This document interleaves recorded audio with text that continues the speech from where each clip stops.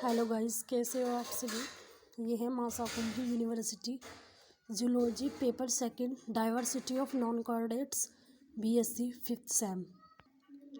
इसमें 3 जो है सेक्शन आते हैं, सेक्शन ए, सेक्शन बी और सेक्शन सी।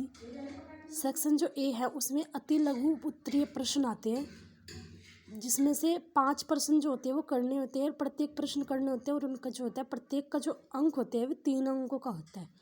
ठीक है, तो सबसे पहले प्रश्न की बात करते हैं।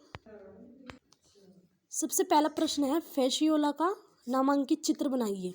इसमें आपको जो फेशियोला हिपैटिका है उसके नामांकित चित्र बनाना था। उसके बाद है ओबेलिया का पोलिप, टीनिया का cysticercus larva, bladder worm larva, vermicompost का महत्व और दीमक का आर्थिक महत्व। यह सेक्शन ए के प्रश्न है। उसके बाद है सेक्शन बी, जिसमें लघु उत्तरीय प्रश्न करना होता है और 3 प्रश्न दिए होते हैं, जिसमें से आपको 2 प्रश्न करने होते हैं और प्रत्येक प्रश्न जो होता है वो 7.5 नंबर का होता है।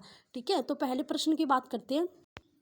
पहला प्रश्न है इसमें पैरामीशियमी संयुग्मन का वर्णन कीजिए, एस्केरिस के प्रजनन का वर्णन कीजिए या गंधीभग के जीवन चक्र और नियंत्रण का संक्षिप्त विवरण दीजिए।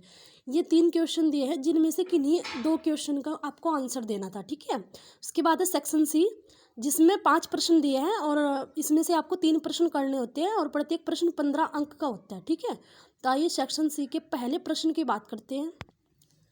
इसमें आपका पहला प्रश्न है कि उपयुक्त उदाहरण सहित संघ पोरिफेरा की मुख्य विशेषता एवं वर्गीकरण को वर्ग तक दीजिए। आपको इसमें संघ पोरिफेरा की मुख्य विशेषताएं बतानी थी और वर्गीकरण बताना था। उसके बाद है पैलिमोन के जनन तंत्र का विवरण कीजिए, यानी पैलिमोन या प्रोन जिसे आप झींगा मछली कहते हैं ना, उसका आपको जनन तंत्र बताना था।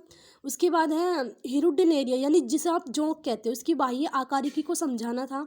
उसके बाद पेंटासिरोस में जल संवहनी तंत्र का वर्णन कीजिए और मछली पालन की व्याख्या कीजिए। तो ये था आपका BSc fifth same zoology paper second diversity of non chordates. ठीक है, बाय बाय।